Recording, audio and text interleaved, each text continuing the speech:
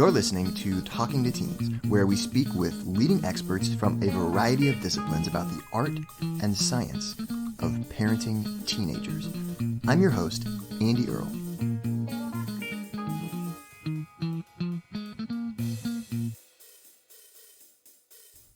Welcome to our Talking to Teens mini course on how to communicate with teenagers about underage drinking.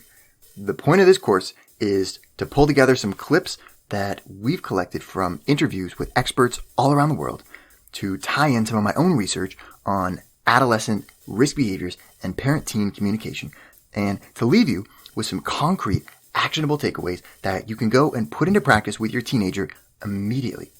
The topic we're going to be covering is underage drinking. How do you discuss alcohol use with your teenager?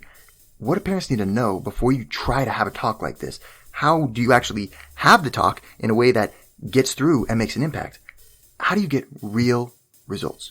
But before we get into all of that, do parents even have much influence over the alcohol use of their teenagers anyways? I mean, aren't teens just going to drink if they're going to drink and there's not really that much parents can do about it? Well, actually, parents have a lot of influence here. When I spoke with persuasion expert Jake Teeney about this, here's what he had to say. Parental influence, even in adolescence, is not absent. They did a study looking at alcohol usage, and they took into effect the personal beliefs, their peer group beliefs, and their parent beliefs.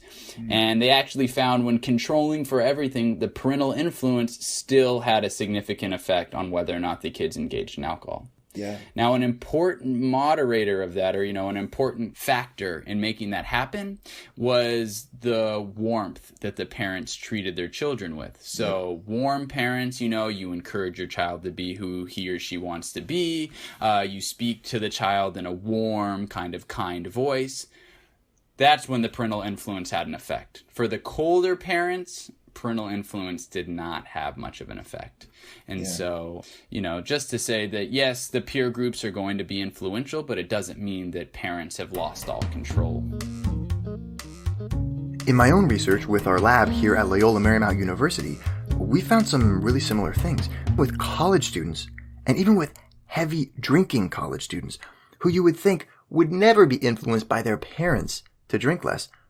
We found that when we gave parents some simple strategies to talk to their teenagers about alcohol use, their alcohol use went down.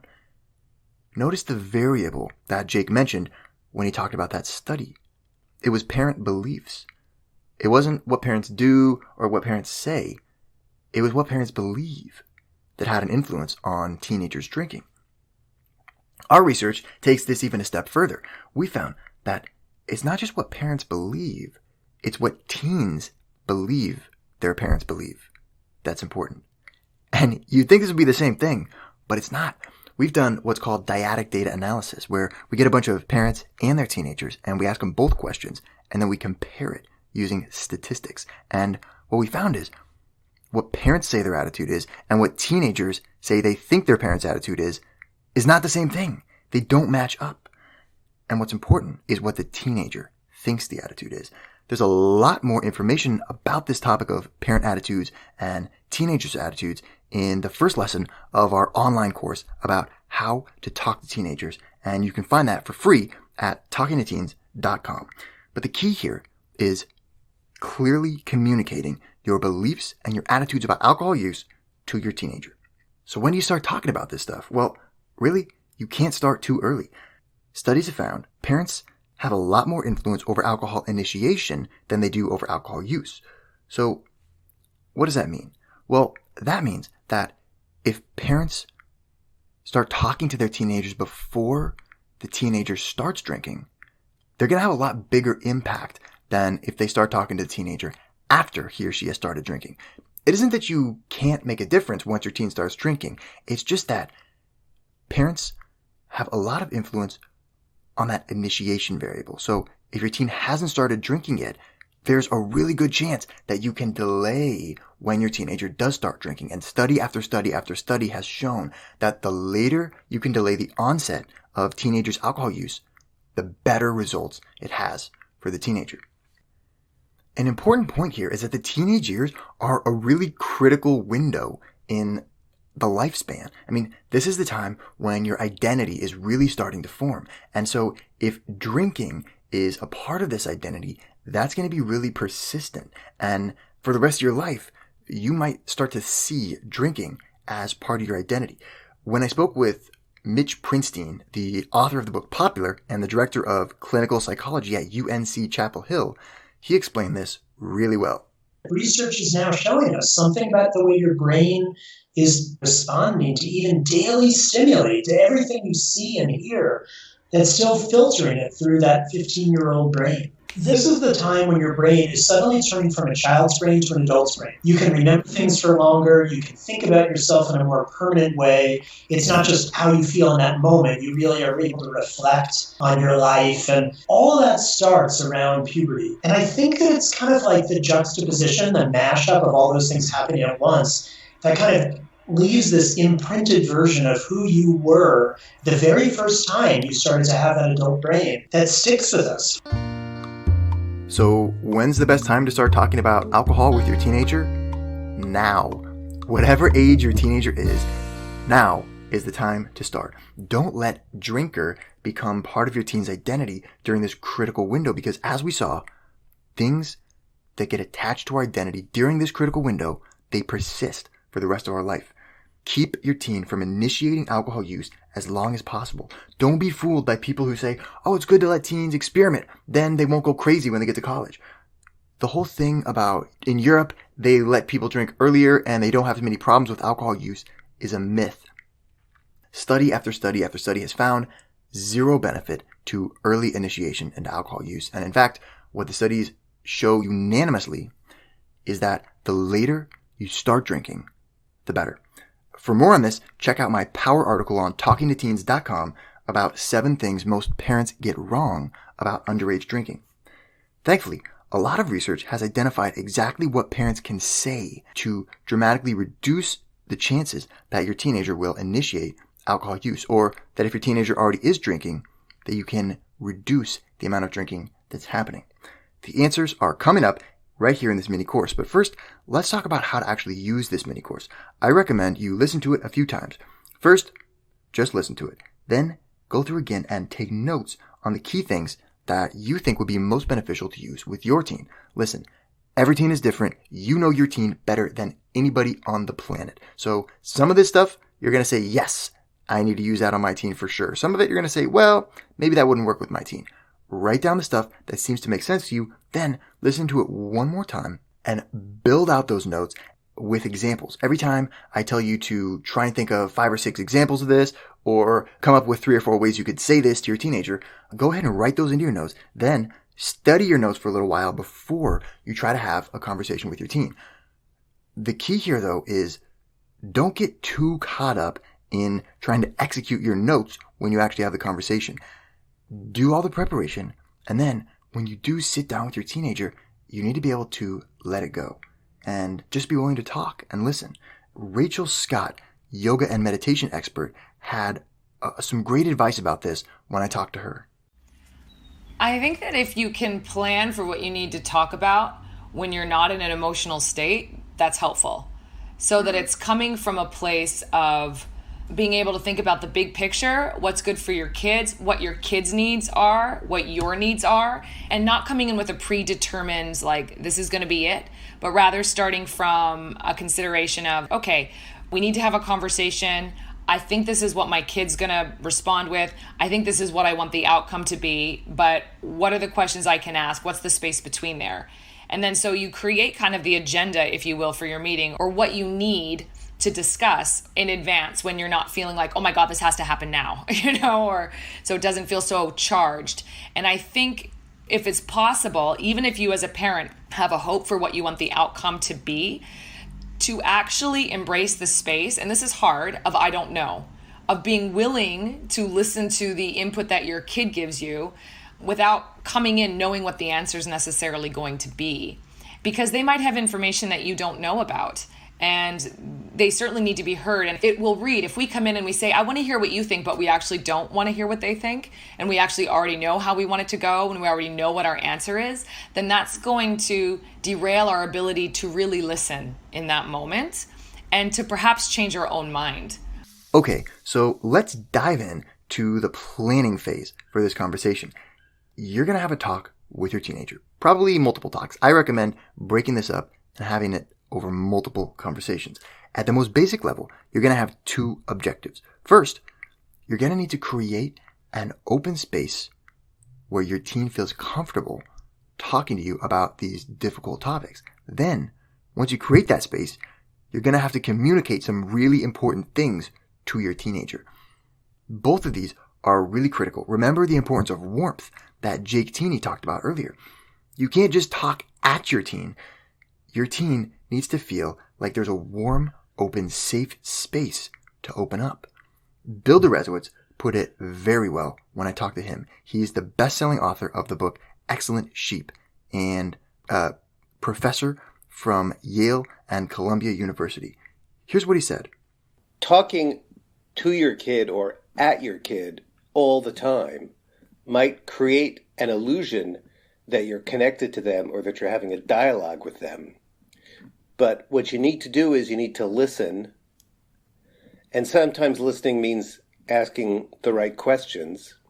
I certainly found this as a professor. Not one of the things, but the thing that set me on my path to writing about this stuff is that I was the kind of professor who really cared about being a mentor to students. And that didn't mean telling them what to do. It meant listening to them. But listening can often require eliciting, the stuff that you want to listen to. In other words, asking questions, asking the right questions. They would end up realizing for the first time that they weren't necessarily feeling 100% about the path they were on. So they didn't always present that way. But as I talked to them and sort of gave them the permission to think about what they were doing at college, it would sometimes end up that way. So the focus of this mini course is those two things I mentioned earlier. One, how can you create the open space? And two, once you do, what's the important stuff to communicate? Let's start on number one, creating the space. I recommend opening the conversation by making it about you. You can say something like, hey, you're getting older now, and I wouldn't feel like I was being a good parent if I didn't start talking to you about drinking. It's not that I don't think you can handle it. It's just that I wouldn't feel like I am preparing you well enough if we didn't discuss it. Do you see how that takes the emphasis off your teenager and puts it on you? The point of the talk is to make you feel better, to make you feel like you're doing your job as a parent. This kind of framing is really helpful to reducing your teen's defensiveness.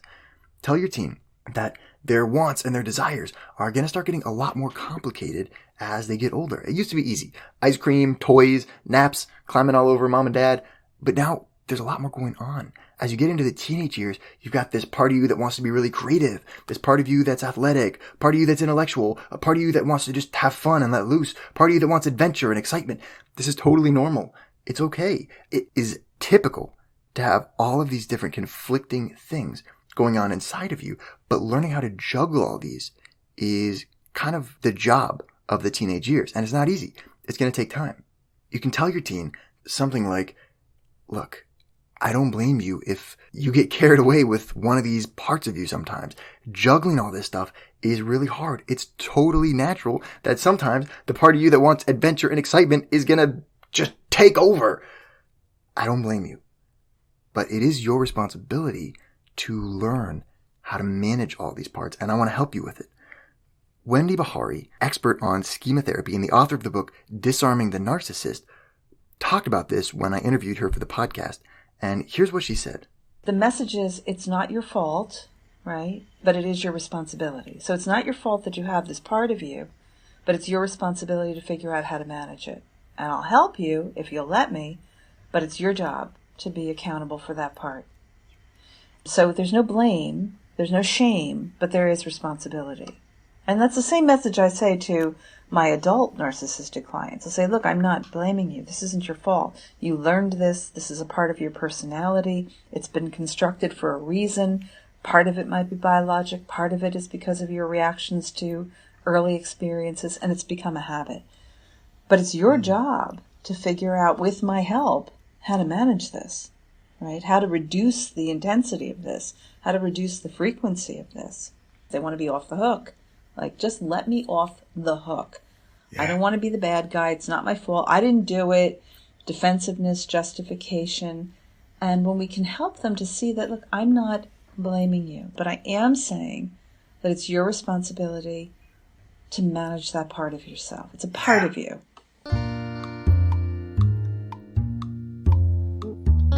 So the message is that your teen is going to be tempted by alcohol. That's totally okay, and it's understandable. You just want to start talking about it. You want to make sure that it doesn't become a problem. One key to creating this open space with your teenager is to make sure that you give your teen an out. Before you get too deep into the conversation, pull out a timer so that your teen can always look at the timer and see how much time is left on the timer. I recommend setting it for 15 minutes, 20 minutes, something like that. When you finish, the conversation will be over. When that timer rings, even if we're mid-sentence, conversation is done and we'll pick it up another time. Make a rule with your teen that he or she can say anything while the timer is on. Anything in any tone of voice, and you won't get mad, they won't get in trouble, and you won't keep bothering them about it after the conversation is over. This approach comes from Karen Young, a psychologist from Australia and the founder of the widely popular psychology website HeySigmund.com. I used to have a rule with my kids that when we're in the car, they could say anything. They could use any words. They could say anything. They could tell me anything. This was from pickup to the driveway. They could tell me anything in whatever tone they wanted. By the time I drove into the driveway, the conversation would be finished. I got gold that way because what kids need is an end to the conversation. They need to know that you're not going to follow them around asking them and talking. They need an out. They need to be in control of the situation. So we set that up when they were young. And I just think that sets up good habits. And I think you can do that, anytime. There has to be a time where they can tell you anything without consequence. Anything. And as parents, we say, but they can tell me anything, but they need proof. They need proof of that. And what they need is to know that when they say enough, it's enough, and you're not going to keep chasing them. They need that safety. And I think for all of us, what we don't want is to trust someone with information, but then not be able to go, okay, that's enough information. I don't want to give you more information. The information will come out eventually. It always does. But we can't work with it if we don't have a window. So, of course, before you dive into the conversation, you got to make your teen agree that it's a safe place for you, that you can say anything you want and your teen won't get mad and they won't get you in trouble for it, right? Then start the timer and then give your teen space and time to reveal something. Don't just start in with your agenda here. Sit and wait patiently and give your teen a chance to open up. Here's what Joni Geltman, best-selling author of A Survival Guide to Parenting Teens, told me. What I tell parents is don't start in with your agenda first. Don't say, honey, this is what I've been trying to say. I say, don't do that. You walk in and say, tell me what you'd like me to hear. You give them the opportunity to speak first. So, start the timer, set it down, sit back, try and keep a warm, neutral, friendly expression on your face, and count slowly to 10 in your head. This is a long time. 10 seconds is really long. You might be surprised that your teen just starts talking. It's possible that just by saying, I want to talk to you about alcohol, making this rule, setting the timer, boom, your teen is off and they start talking. If that's what happens, just focus on making sure your teen feels heard. Nod your head, repeat back some of the things your teen is saying, use good listening techniques, and don't talk too much yourself. Let your teen get everything out, as long as he or she is staying on topic and talking about anything related to alcohol. Again, it's okay if we don't get to everything in this first conversation. This is 15 minutes, the timer's going to ring, and then we can pick it back up next week, right? So the key here is getting your teen to feel safe, to open up. If that's happening right off the bat, great, success. If it's not, here's what we're going to do. You're going to need some strategies to get your teen to open up. So next, we're going to cover how to get your teen talking if they don't just open up right off the bat. We're going to look at the science of what to say when they do open up, communicating your beliefs, giving effective guidance and direction, helping teens make better decisions in peer pressure situations. And finally, we're going to look at how to discuss alcohol references on social media. Want to hear the full mini course? Sign up for a subscription to Talking to Teens. It's completely affordable and you get access to all of my expert interviews and other mini courses like this one. Help support the work we do here at Talking to Teens and sign up for a subscription today.